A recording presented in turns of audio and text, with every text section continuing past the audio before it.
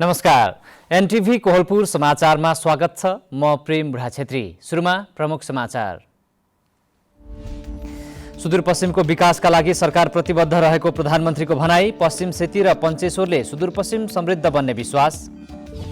लुम्बिनी प्रदेशको राजधानी व्यवस्थापन गर्न दाङका सबै स्थानीय तहले सहयोग गर्ने। राजधानी कार्यान्वयनलाई सफलता र उत्सवका रूपमा मनाइने। लुम्बिनी प्रदेश सभामा प्रत्यक्षमा 8 दलले जिते पनि 10 वटा राजनीतिक दलको सहभागिता हुने। समानुपातिकतर्फ थ्रेसहोल्ड कटाएका 2 दल थपिए। विधानसभाको चुनाव अन्तर्गत भारतको गुजरातमा भारतीय जनता पार्टी जित नजिक। हिमाञ्चलमा भने भारतीय राष्ट्रिय कङ्ग्रेस बलियो। र विश्वकप क्रिकेट लिग 2 अन्तर्गतको चौथो तथा अन्तिम खेलमा नेपाल स्कटल्यान्डसँग 8 विकेटले पराजित। 1 दिवसीय श्रृङ्खलामा नेपाल जितविहीन। समाचार अब विस्तारमा। प्रधानमन्त्री शेरबहादुर देउवाले सुदूरपश्चिम प्रदेशको विकास र समृद्धिमा टेवा पुर्याउने उद्देश्यले पश्चिम सेती जलविद्युत आयोजना निर्माणको काम प्राथमिकताका साथ अगाडि बढेको बताउनु भएको छ। आज धनगढीमा आयोजित सुदूरपश्चिम महोत्सव उद्घाटन समारोहलाई सम्बोधन गर्नुहुँदै प्रधानमन्त्री देउवाले यस्तो बताउनु भएको हो। पश्चिम सेतीसँगै उहाँले पञ्चेश्वर बहुउद्देश्य आयोजना, रानी जमरा कुलरिया सिंचाई आयोजना, महाकाली तेस्रो सिंचाई आयोजना लगायत ठूला परियोजनाका साथ मझौला र साना आयोजनाको निर्माण र सञ्चालनका लागि सरकार प्राथमिकताका साथ अगाडि बढेको उल्लेख गर्नुभयो।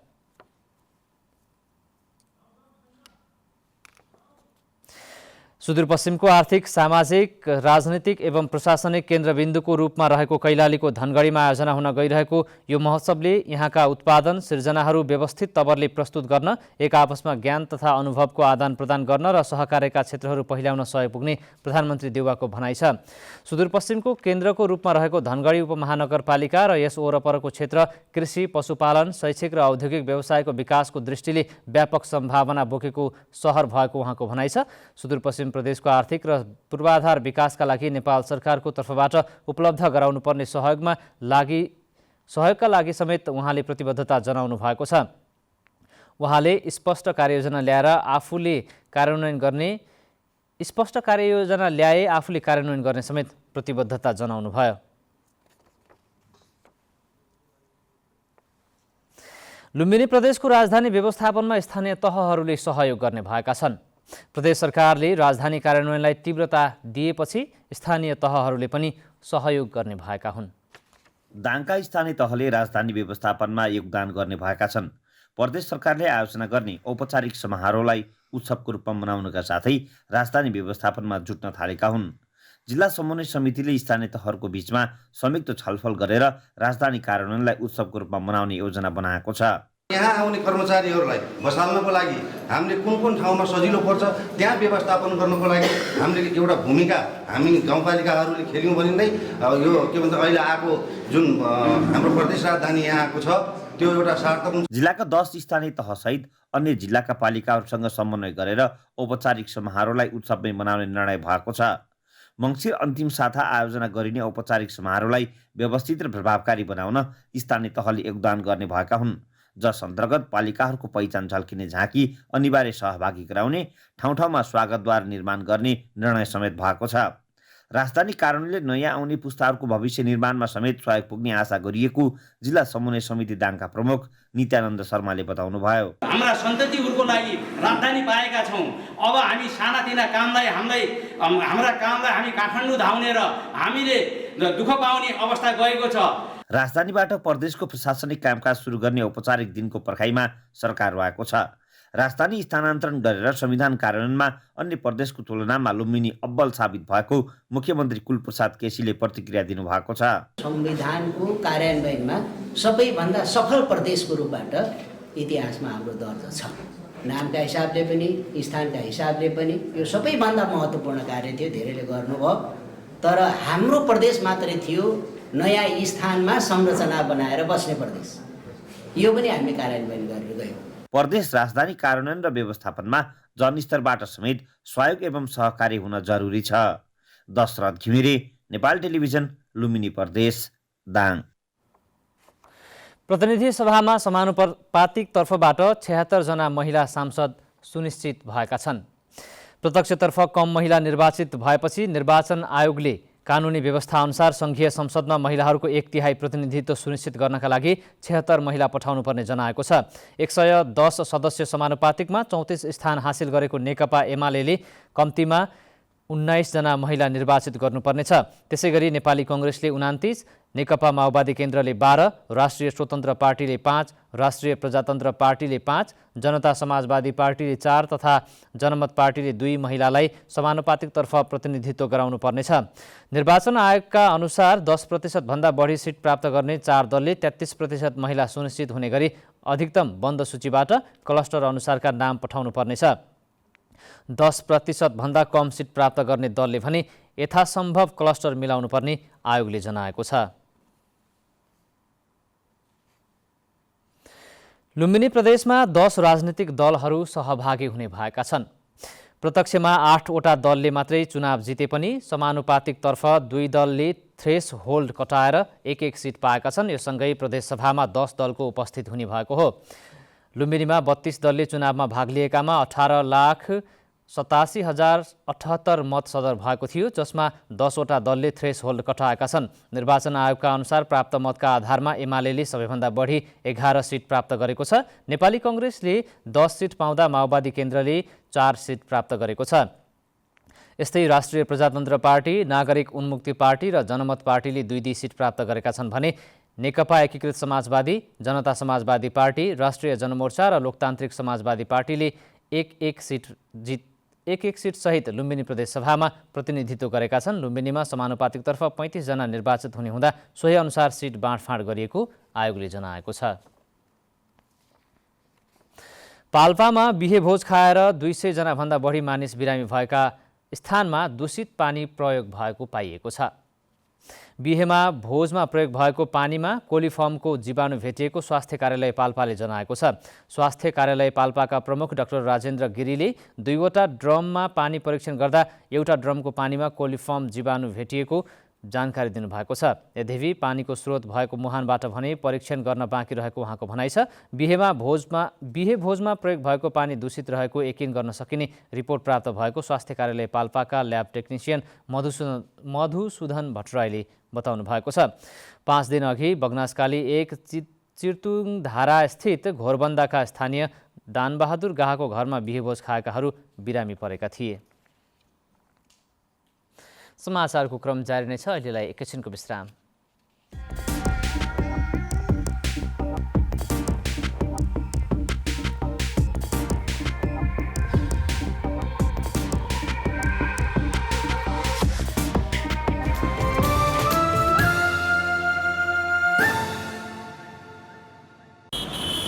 सवारी चलाउँदा अथवा यात्रा गर्दा ध्यान दिनुपर्ने कुराहरू। मादक पदार्थ सेवन गरी सवारी नचलाऊ। चालकले मादक पदार्थ सेवन गरेको थाहा पाए यात्रुले प्रहरीलाई खबर गरौँ।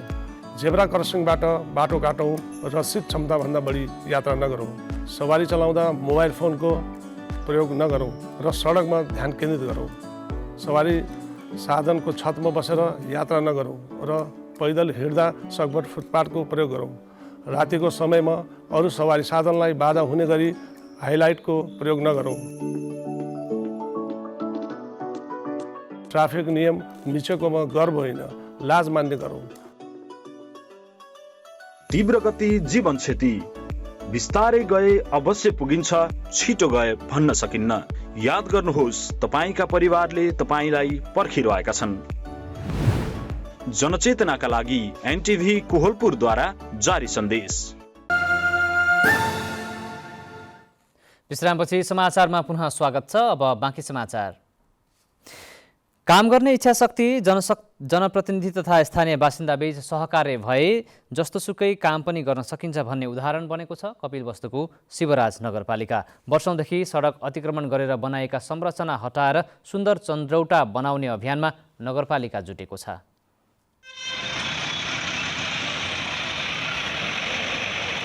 कुनै बेला चन्द्रौटाको नाम सुन्ने बित्तिकै आङ्नै जिरिङ्ग हुन्थ्यो। सामाजिक द्वन्द्वको चपेटामा परेको यो ठाउँमा अहिले विकास निर्माणका कामले गति लिएको छ। शिवराज नगरपालिकाले अव्यवस्थित संरचना हटाउने अभियान थालेपछि चन्द्रौटाको मुहार फेरिने अपेक्षा गरिएको छ। शिवराज नगरपालिकाको सुन्दर सहरी चन्द्रौटालाई हामी गर्न खोजिरहेका छौँ। यहाँ अव्यवस्थित बजार थियो, गाडी घोडा र यहाँ अव्यवस्थित ठेलाहरू चाहिँ यतात्यता छरिएको थियो। यसलाई आजदेखि हामी अभियानकै रूपमा चाहिँ हामी सरसफाइमा लागिरहेका छौँ। नगरवासी, राजनीतिक दल, जनप्रतिनिधि र स्थानीय प्रशासनको समन्वयमा सडक अतिक्रमण हटाउन नगरपालिकाले सूचना जारी गरिसकेको छ। सडक मापदण्डभित्र पर्ने अस्थायी पसलहरू, संरचनाहरू, ठेलगाडाहरू हटाउनको लागि हामीले 7 दिन अगाडि सार्वजनिक सूचना उहाँहरूले दिइसकेका छौँ र आज यो सूचनाको म्याद पनि घर्किने क्रममा छ। हामीले प्रहरीको सहायता लिएर अहिले सडकमै उत्रेर त्यस्ता अस्थायी पसलहरूलाई हटाउने काम पनि सञ्चालन गरिरहेका छौँ। पूर्व पश्चिम राजमार्गमा पर्ने चन्द्रौटालाई थप सौन्दर्यकरण गरी आकर्षणको केन्द्र बनाउन यो अभियान थालिएको नगर प्रमुखको दाबी छ। चन्द्रौटा बजार भनेको हाम्रो शिवराज नगरपालिकाको राजधानी हो र धेरै ठुलो बजार पनि छैन र धेरै सानो पनि छैन। हामी सबैजना लागेर यसलाई विकसित गर्ने हो भने एउटा आकर्षणको केन्द्रबिन्दु रहन्छ नगरपालिकाको। नगरपालिकाको यो अभियानलाई सघाउँदै लामो समय उराठ बनेको चन्द्रौटालाई चलायमान बनाउन सबै नगरवासीको साथ सहयोग जरुरी छ। विकास बन्जाडे, नेपाल टेलिभिजन, लुम्बिनी प्रदेश, कपिलवस्तु। अपाङ्गता भएका व्यक्तिलाई समाजमा स्थापित हुन मुस्किल छ। समाजको सोच र संरचनाका कारण पनि उनीहरूलाई सामाजिक जीवन यापन गर्न सहज छैन। तर केही यस्ता व्यक्तिहरू पनि समाजमा छन् जो कठिनाइका बावजुद पनि सृजनशील काम गरिरहेका छन् र कमाइसँगै आफ्नो जीवनलाई सहज बनाइरहेका छन्। गुल्मी जिल्लाको मालिका गाउँपालिका वडा नम्बर 2 दर्लेङका अमृत रसाइली 25 वर्षका हुनुभयो। 12 वर्ष अघि सवारी दुर्घटनामा परेर दुवै खुट्टा गुमाएका उहाँलाई हिडडुल गर्न सहज थिएन। सुरुमा दुःख भोग्नुभयो तर हार मान्नु भएन। अहिले कृत्रिम खुट्टाको सहारामा हिँड्ने मात्रै होइन, मोटरसाइकल चलाउनेदेखि आफ्ना सबै काम गर्नुहुन्छ। पढाइ पनि चलिरहेको छ। साथै उहाँ गुल्मीको आशा अपाङ्ग केन्द्रमा काम पनि गर्नुहुन्छ। म यस आशावाङ केन्द्रमा आएपछि कृत्रिम खुट्टा लगाएँ। कृत्रिम खुट्टा लगाएपछि मलाई यस आशावाङ केन्द्रले मलाई पढाइदिनु भयो। अहिले म ब्याचलर सेकेन्ड इयर पढ्दैछु र मलाई थप यही आशावाङ केन्द्रमै अहिले रोजगार दिएर मैले काम गरिरहेको छु। आफू जस्तै अपाङ्ग भएका व्यक्तिलाई उहाँ सहयोग गर्नुहुन्छ। उनीहरूलाई सिप सिकाउन, उत्पादनमा जोड्न र रोजगारीको अवसर सिर्जना गराउनमा उहाँको ठूलो भूमिका छ। विस्म गाउँपालिका वडा नम्बर 6 का मिना बस्नेत पनि आशा अपाङ्ग केन्द्रमै काम गर्नुहुन्छ। अपाङ्ग भएका व्यक्तिलाई निरन्तर हौसला प्रदान गर्न सके सबै काम गर्न सक्ने उहाँको अनुभव छ। अपाङ्ग भएर नि हामीले हिम्मत हारेका छैनौँ, तर अपाङ्गले जे काम पनि गर्न सकिँदो रहेछ भन्ने जस्तै लाग्छ। यस केन्द्रमा हालसम्म 6 जना कार्यरत छन्। उनीहरू अपाङ्ग भएका व्यक्तिलाई व्हील चेयर बनाउने र तिनीहरूका लागि विभिन्न सिपमूलक तालिमको समन्वय पनि गरिदिने गर्नुहुन्छ।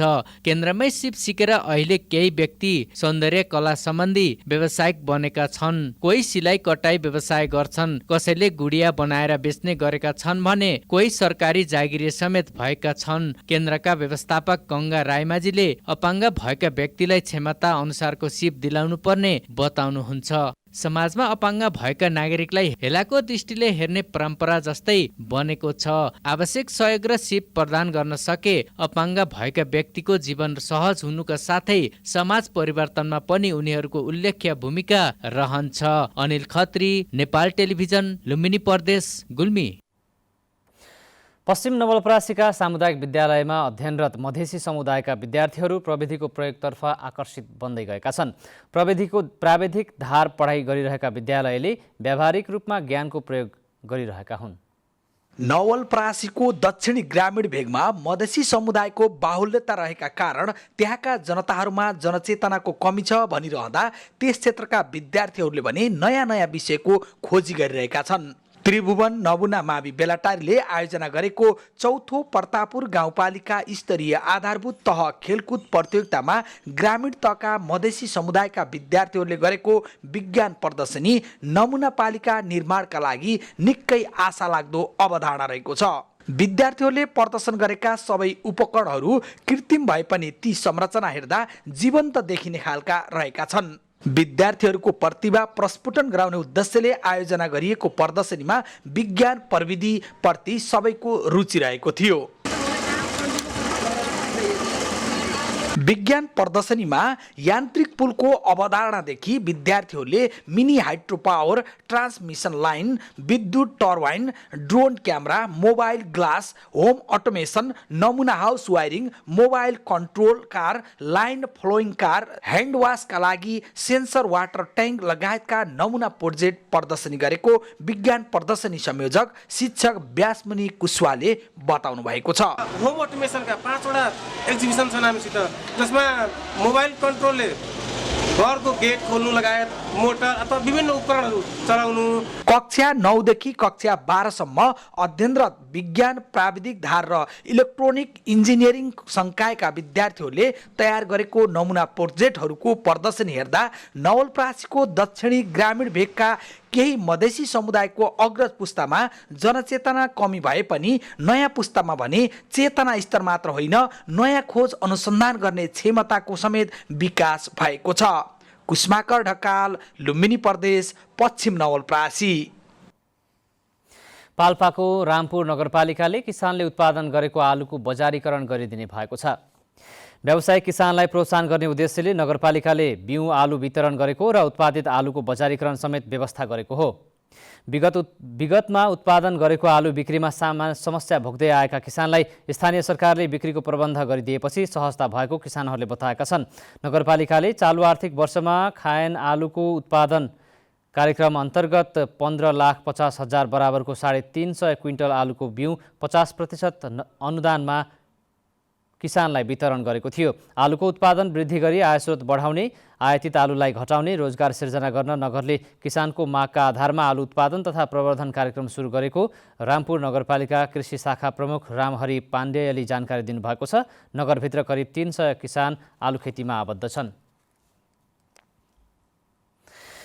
नागरिकका नजिकको सरकार बनेको स्थानीय सरकारले जनपक्षीय काम गर्ने प्रयास गरिरहेका छन्, तर अपेक्षा अनुसार काम हुन नसकेको गुनासो छँदैछ। स्थानीय स्थानीय उत्पादनको बजारीकरणमा स्थानीय सरकारले देखाएको चासो सन्तोषजनक छ या छैन भनेर आज हामीले पाल्पाका केही नागरिकलाई सोधेका छौँ। हेरौँ आजको आवाजमा।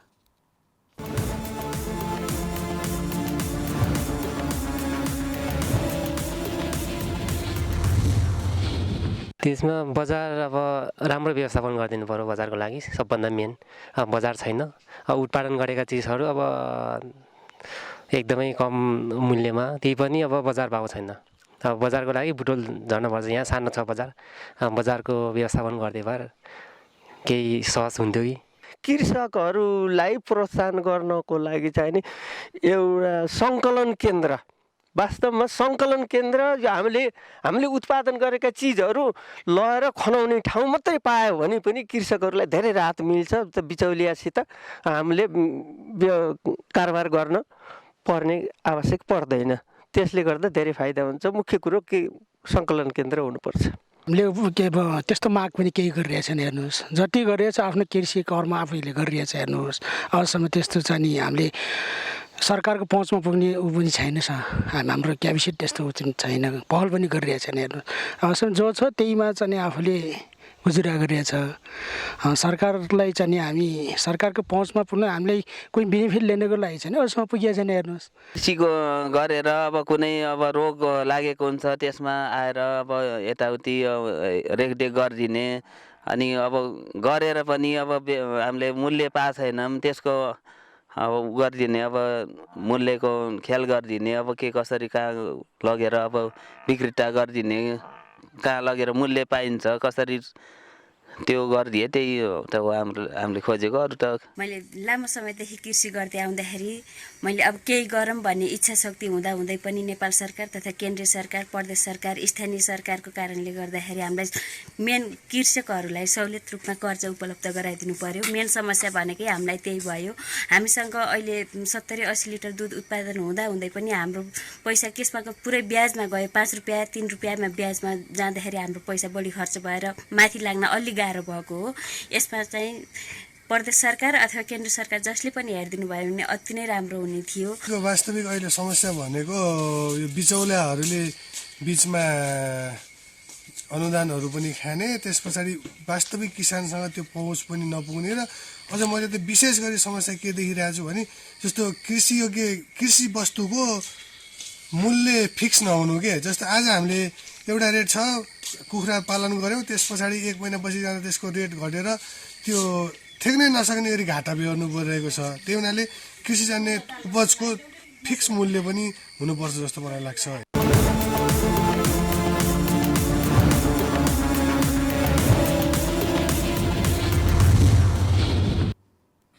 समाचारको क्रम जारी नै छ, एकैछिनको विश्राम।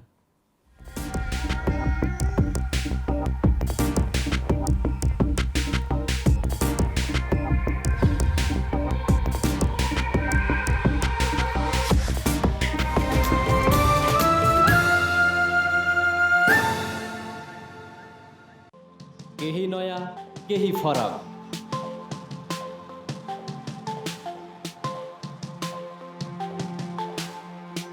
राष्ट्रिय सञ्चारको मेरुदण्ड नेपाल टेलिभिजनको प्रादेशिक च्यानल एनटिभी कोहलपुर, पश्चिम नेपालको लुम्बिनी, कर्णाली र सुदूर पश्चिमको एकमुष्ट आवाज, सत्य समाचार, तटस्थ विचार, कार्यक्रममा मौलिकता, समावेशिता र विकासमा विस्तार, डिजिटल दुनियाँमा तपाईको विचार र भावनालाई संसारसँग जोड्दै एनटिभी कोहलपुर, सूचना, शिक्षा र मनोरञ्जनको यो यात्रा हो समृद्धिको।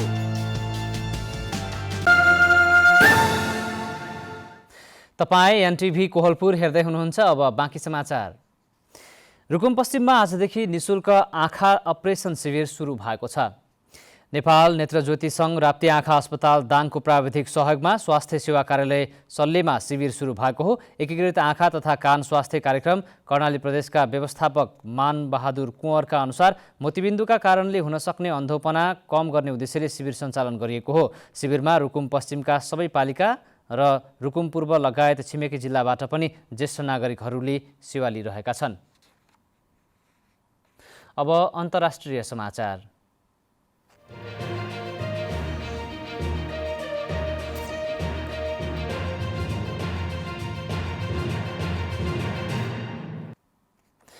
भारतको भारतीय जनता पार्टी भाजपाले पछिल्लो गुजरात विधानसभाका लागि भएको चुनावमा मतगणना अनुसार 120 स्थानमा विजय हासिल गरेको छ। पछिल्लो मतपरिणाम अनुसार उसले 36 स्थानमा अग्रता बनाइरहेको छ।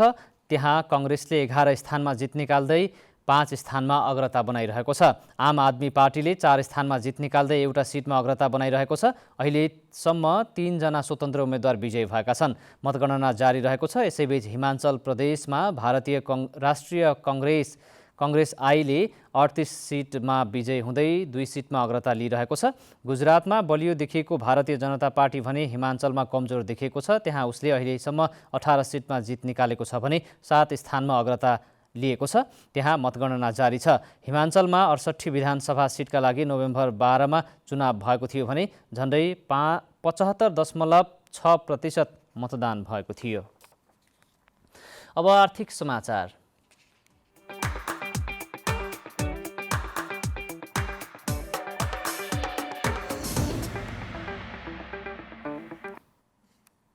हिजो स्थिर रहेको सुन आज बढेर कारोबार भएको छ। हिजोको तुलनामा आज 400 रुपियाँले बढेर सुनको भाउ तोलामा 79,700 रुपियाँ कायम भएको छ। यस्तै चाँदी पनि आज 10 रुपियाँले बढेर तोलामा 1,360 रुपियाँमा कारोबार भएको नेपाल सुनचाँदी व्यवसायी महासङ्घले जनाएको छ। अब खेलकुद समाचार।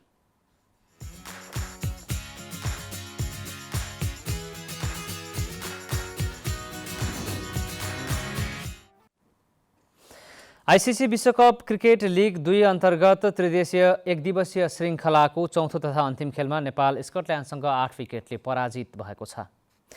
नेपालले दिएको 120 रनको सामान्य लक्ष्य स्कटल्यान्डले 16 ओभर 5 बलमा 2 विकेट गुमाएर भेट्टायो। यसअघि नामिबियाको युनाइटेड क्रिकेट ग्राउन्ड विन्डहोकमा टस जितेर ब्याटिङ गरेको नेपालले 35 ओभर 3 बलमा 100 अल आउट हुँदै 119 रन बनाएको थियो।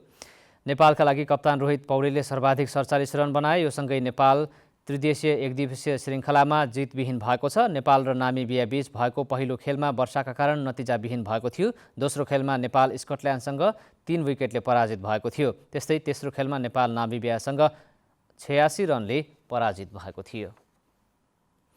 अब मौसम।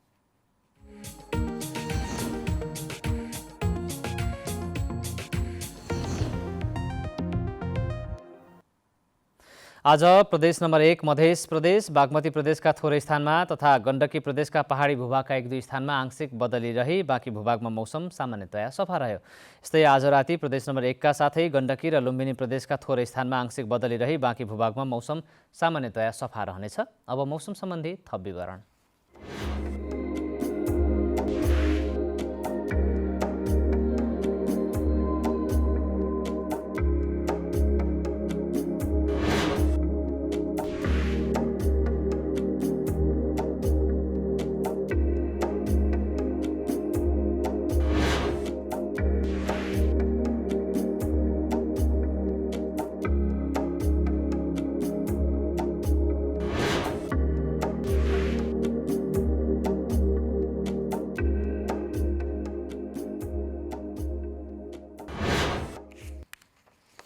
समाचारको अन्त्यमा प्रमुख समाचार पुनः एकपटक। सुदूरपश्चिमको विकासका लागि सरकार प्रतिबद्ध रहेको प्रधानमन्त्रीको भनाई। पश्चिम सेती र पञ्चेश्वरले सुदूरपश्चिम समृद्ध बन्ने विश्वास। लुम्बिनी प्रदेशको राजधानी व्यवस्थापन गर्न दाङका सबै स्थानीय तहले सहयोग गर्ने, राजधानी कार्यान्वयनलाई सफलता र उत्सवका रूपमा मनाइने। लुम्बिनी प्रदेश सभामा प्रत्यक्षमा 8 दलले जिते पनि 10 वटा राजनीतिक दलको सहभागिता हुने, समानुपातिकतर्फ थ्रेसहोल्ड कटाएका 2 दल थपिए। विधानसभाको चुनाव अन्तर्गत भारतको गुजरातमा भारतीय जनता पार्टी जित नजिक, हिमाञ्चलमा भने भारतीय राष्ट्रिय कङ्ग्रेस बलियो। र विश्वकप क्रिकेट लिग 2 अन्तर्गतको चौथो तथा अन्तिम खेलमा नेपाल स्कटल्यान्डसँग 8 विकेटले पराजित। एकदिवसीय श्रृङ्खलामा नेपाल जितविहीन।